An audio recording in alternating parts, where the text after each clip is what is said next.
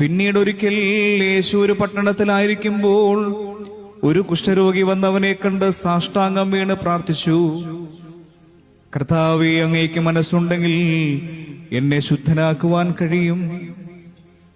യേശു കൈനീട്ടി അവനെ തൊട്ടുകൊണ്ട് പറഞ്ഞു, എനിക്ക് മനസ്സുണ്ട്, നിനക്ക് ശുദ്ധി ഉണ്ടാകട്ടെ.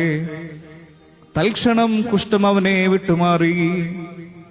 യേശു അവനോട് പറഞ്ഞു, ഇക്കാര്യം നീ ആരോടും പറയരുത്. പോയി നിന്നെ തന്നെ പുരോഹിതന് കാണിച്ചു കൊടുക്കുകയും മോശ കൽപ്പിച്ചതനുസരിച്ച് ജനങ്ങൾക്ക് സാക്ഷ്യത്തിനായി ശുദ്ധീകരണ കാഴ്ചകൾ സമർപ്പിക്കുകയും ചെയ്യുക. എന്നാൽ യേശുവിന്റെ കീർത്തി പൂർവാധികം വ്യാപിച്ചതേയുള്ളൂ. അവന്റെ വാക്ക് കേൾക്കുന്നതിനും രോഗശാന്തി നേടുന്നതിനും വേണ്ടി വളരെ ആളുകൾ തിങ്ങിക്കൂടി. അവനാകട്ടെ വിജനപ്രദേശങ്ങളിലേക്ക് പിൻവാങ്ങി അവിടെ പ്രാർത്ഥിച്ചുകൊണ്ടിരുന്നു. നിങ്ങൾക്കെല്ലാവർക്കും ശാന്തി ഭവിക്കട്ടെ.